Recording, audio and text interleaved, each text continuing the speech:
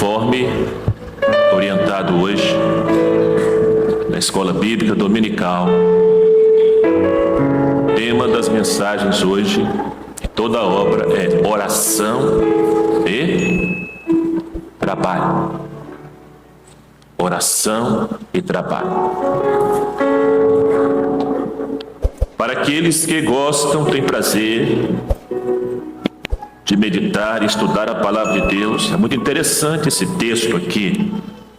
Busquei entre eles um homem que estivesse tapando o muro. Qual muro? O mesmo muro, 170 anos antes de Neemias, preste atenção. Deus olha para aquela construção que agora está em ruínas no tempo de Neemias. Está em escombros. Mesmo muro. Olhei, procurei um homem que estivesse tapando o muro, cuidando dessa construção, dessa proteção, que estivesse na brecha perante mim. Oração, trabalho e oração. Tapar o muro, trabalho. Brecha diante de Deus, oração. Para que não destruísse Judá, Ezequiel profetizou para Judá. Mas não encontrei. Não achei ninguém interessado.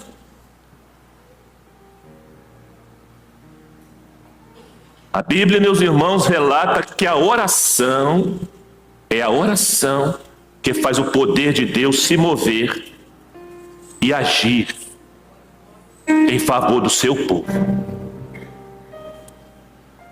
Se prestamos atenção nos evangelhos, os evangelhos não mostram, nunca mostraram os discípulos perguntando ao Senhor Jesus assim: Senhor, ensina-nos a pregar.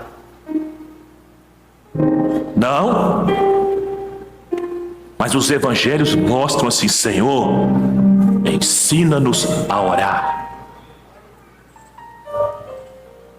Meus irmãos, orar mesmo é uma batalha.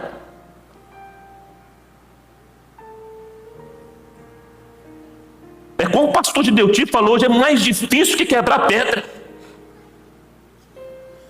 Porque nossa mente divaga, ela fica difusa, com 3 minutos já acabou seu repertório.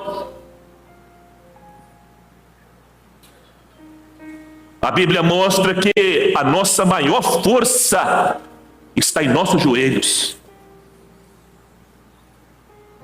Quando dobramos diante de Deus em oração, meus irmãos, a Bíblia mostra com clareza que a oração é a força mais poderosa da terra. Tão poderosa que um dia Josué orou. E na linguagem deles que não conheciam a rota, o sol parou. Terra que parou. É a força mais poderosa da terra. A Bíblia mostra que Deus é soberano. Deus pode agir sem nós. Deus pode agir através de nós, mas aprove a Deus agir por intermédio. Preste atenção, aprove a Deus agir por intermédio das orações do seu povo.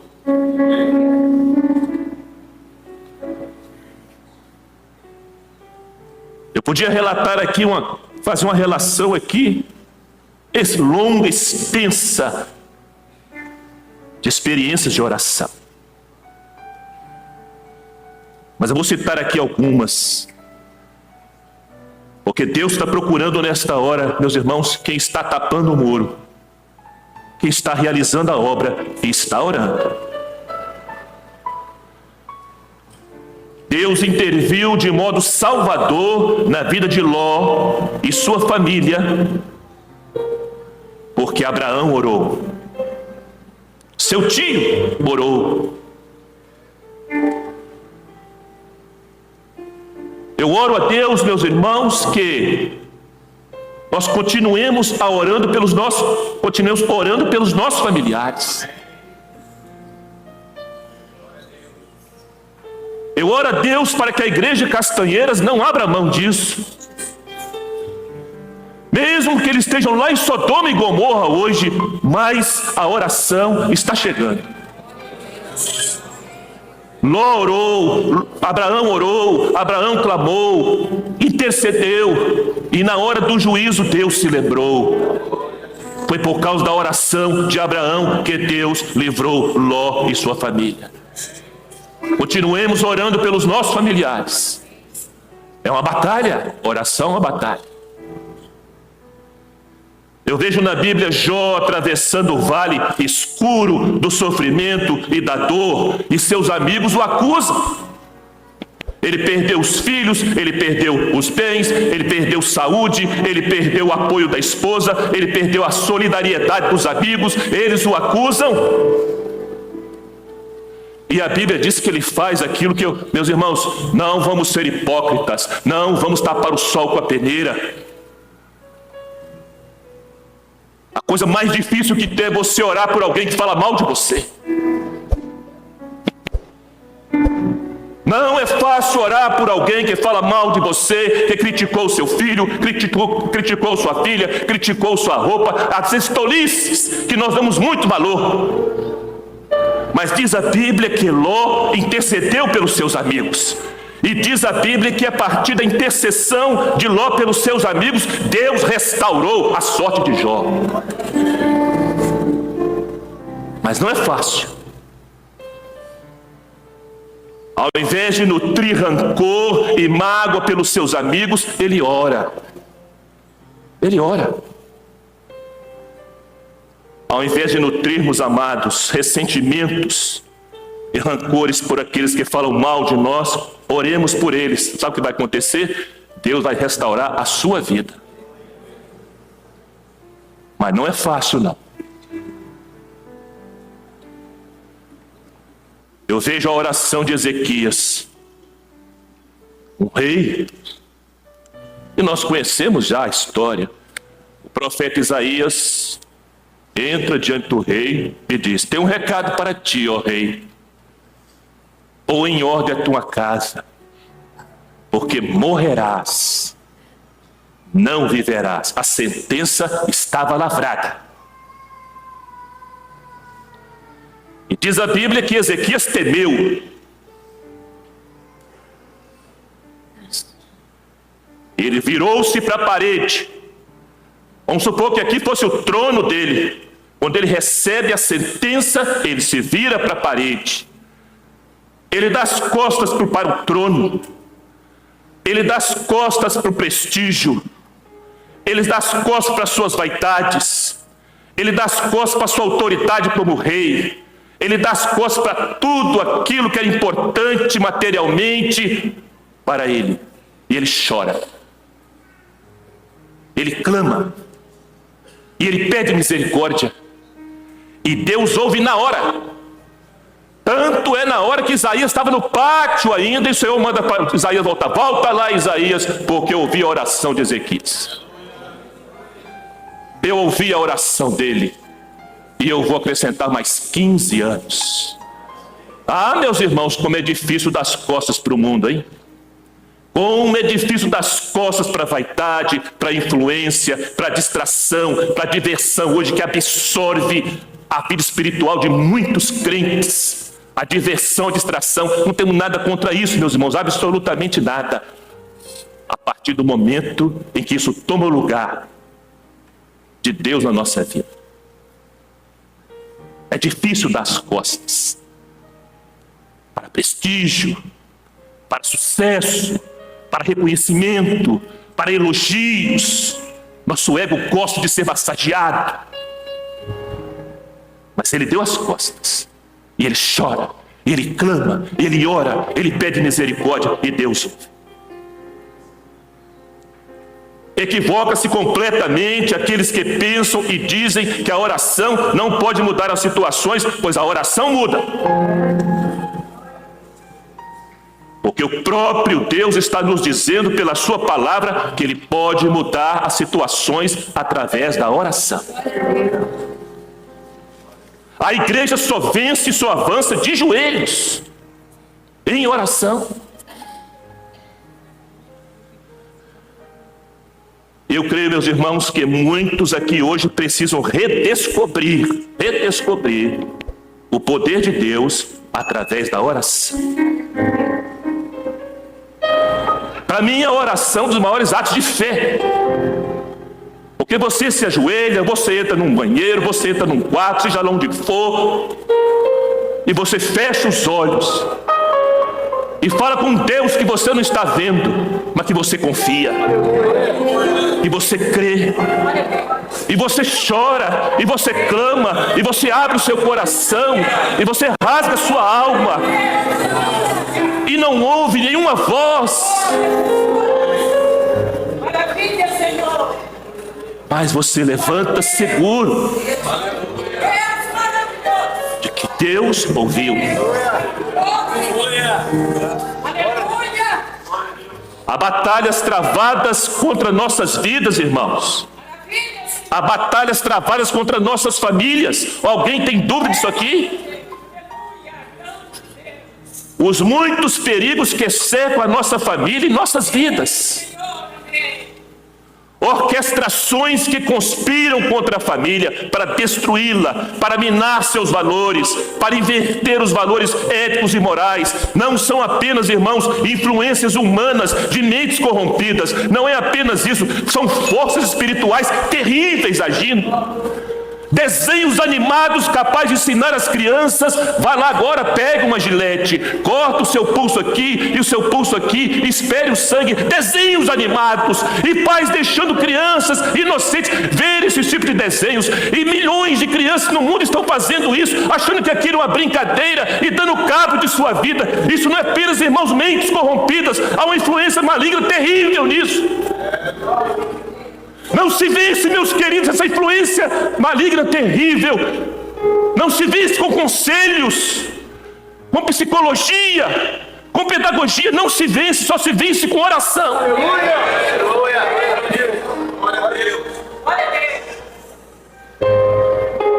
A igreja do prédio, meus irmãos, precisa ser fortaleza. A igreja do prédio precisa ser quartel-general de oração e recursos de Deus. Pois ninguém aqui, nem eu, nem ninguém, vai vencer sozinho. Mas somente na comunhão da igreja, na comunhão do corpo, atendendo os comandos do Senhor dos Exércitos. Só a oração, amados, só a oração abre as comportas do céu para que o Espírito Santo seja derramado. Todas as ações prodigiosas de Deus na história da Igreja Apostólica, todas, pode ler o livro de Atos, de página a página. Todas as ações prodigiosas foram precedidas com oração. Pessoas serão salvas, famílias serão restauradas, haverá milagres e conversões, mas é necessário muita, não pouca, muita oração. É necessário comprometimento com a oração. A oração gera crescimento em salvação e a obra de Deus continua. Eu busquei dentre eles um homem que estivesse tapando o muro, que estivesse na brecha perante mim por esta terra, para que eu não a destruísse, porém a ninguém achei. Sabe o que aconteceu, meus irmãos? Deus procurou, não achou nenhum intercessor. Sabe o que aconteceu? Babilônia veio. 70 anos de escravidão, de cativeiro, porque não havia nenhum interessado em chorar, em clamar, tapar o muro e orar.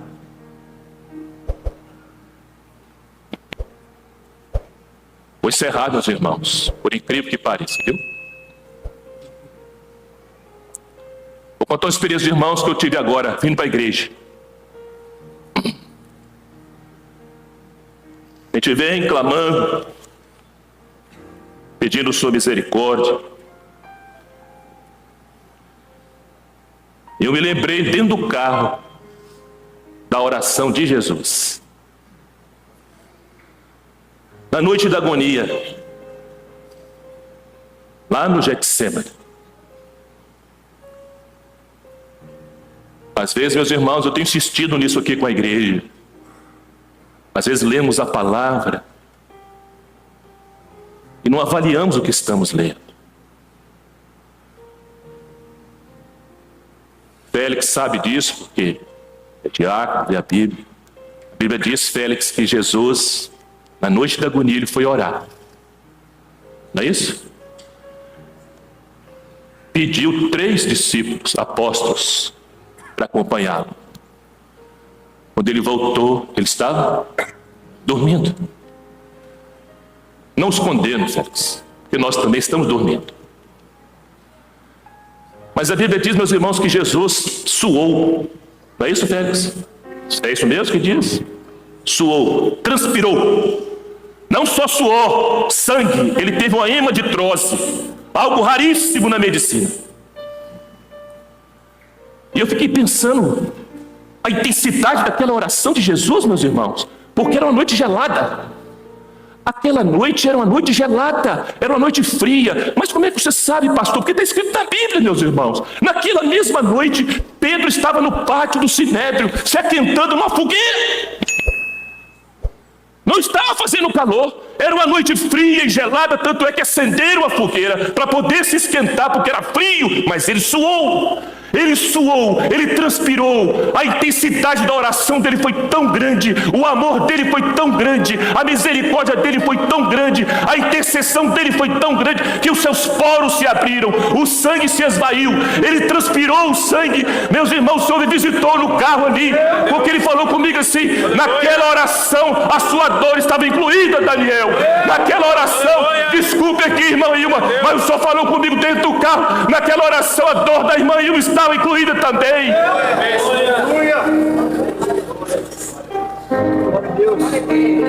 Meus irmãos, quantos querem orar? Quantos estão dispostos a orar com essa intensidade? Meus irmãos, é mais fácil nos assentarmos à roda da fogueira nessa hora de frieza, nessa hora de gelo espiritual. Há uma fogueira de vaidades acesa, há uma fogueira de interesses, há uma fogueira de sedução, e muitos crentes, eu não estou falando de quem não é crente, estou falando dos crentes, há muitos crentes mais interessados em estar ao redor das fogueiras da vaidade, das fogueiras que o mundo está acendendo. Eles estão mais interessados nisso do que estar no Getsemane orando, porque é difícil orar, é difícil ir para o Getsemane, porque o Getsemane é um lugar de moenda.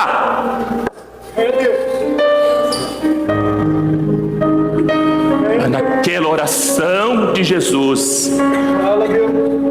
todos nós aqui estávamos nela. Todos, inclusive os discípulos que dormiram. Eles dormem, eles estão cansados.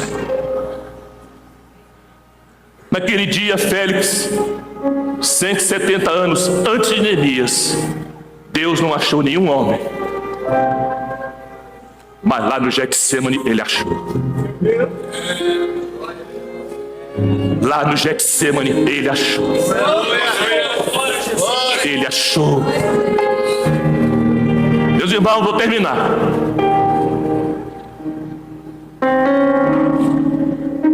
Vou fazer uma pergunta aqui,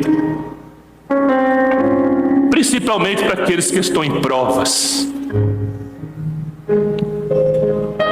para aqueles que estão passando pelo vale da dor, pelo vale das lágrimas. Vou fazer uma pergunta: como ter gratidão numa hora dessa? sem entender os planos de Deus. Como ter gratidão? Como ter gratidão sem entender os planos? Sem entender os projetos de Deus? Como ter gratidão, meus irmãos?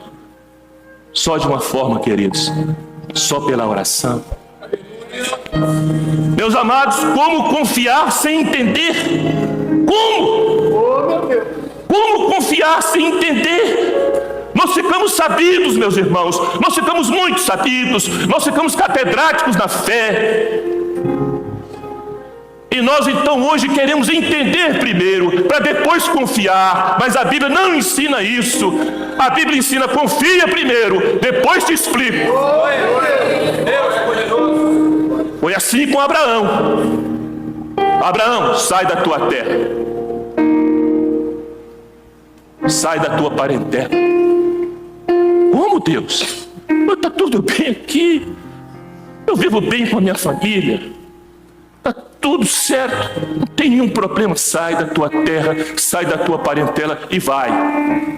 Eu vou te mostrar. Ele não recebeu bússola, não recebeu mapa, não recebeu GPS, não recebeu nada. Sai que eu vou te mostrar. Ele confiou. Fácil de pregar, meus irmãos. Qualquer um pode pregar isso aqui. Fácil de pregar. Difícil de viver. Hoje não é mais assim, irmãos. Desculpe minha franqueza, queridos, mas eu penso que 99% de nós crentes, inclusive eu, que estamos aqui, não íamos sair do jeito que Abraão saiu. Nós vamos pensar, não, eu quero saber a rota. Eu quero saber o que vai ter lá na frente. Eu quero saber por quê primeiro. Nós queremos entender primeiro para depois confiar. Mas a fé não é assim. A fé é confiar primeiro para depois entender. E isso só através da oração. Só através da oração. Só através da oração. É só através da oração.